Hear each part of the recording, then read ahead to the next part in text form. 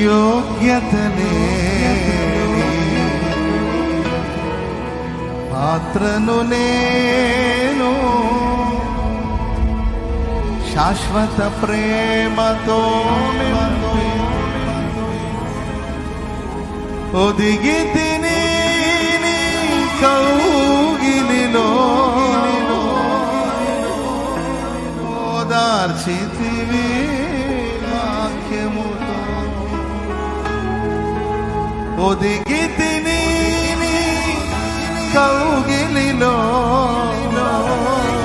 ఓదార్చితివి వాక్యముతో కరుణా సాగర యేసయ్యా కను పాపగనను కాచితివి